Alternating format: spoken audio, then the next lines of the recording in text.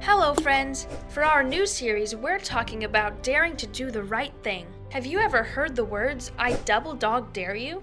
Those 5 words can either make us really nervous or make us really brave. This month, we're not talking about the kind of dares that challenge you to drink a liquefied Happy Meal or lick a frozen telephone pole. We're talking about the kind of dare God gives us when He calls us to do something big and bold in His name. We're going to talk about someone from the Bible who dared to obey God, even when he was the only one obeying. We learned last month about God creating the first 2 people, Adam and Eve. They had kids, who had more kids, who had kids. Pretty soon, the earth was filled with people, but they started turning away from God and disobeying Him. It made God sad to see how they lived in disobedience, and He decided to flood the earth to wipe it clean.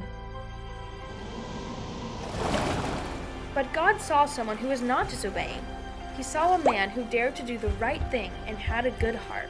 That person was Noah. God told Noah that he was going to flood the earth and commanded Noah to build a big boat called an ark. God told Noah exactly how to build the ark, so Noah got to work. He hammered and sawed and worked so hard to build the big boat, exactly like God had told him to. God told Noah to bring 2 of every kind of animal onto the ark with him. He gathered a bunch of food and loaded all the animals onto the boat. He brought his family onto the boat. Then it started to rain, and it rained and rained for 40 days and 40 nights. After the rain stopped, Noah and his family waited on the waters to fade away so they could get off the boat. They waited a long time. Finally, when Noah thought the waters were gone, he released a bird from the boat. Then he released a dove.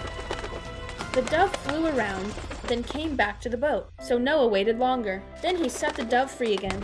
The bird flew around, and this time came back with an olive branch. Noah knew that meant there were trees out, but he still waited a bit longer. Then he released the dove one more time. The dove didn't come back, so Noah knew it was safe to get off the boat. Noah led his family and all the animals off the boat. Then he worshipped God and thanked Him for saving him. God put a rainbow in the sky and told Noah that was a sign that he would never flood the earth again. God was happy with Noah because Noah did the right thing, even when everyone else was disobeying. Do you ever feel like it's hard to do the right thing and obey God when others don't obey Him? We can be brave like Noah and follow God too.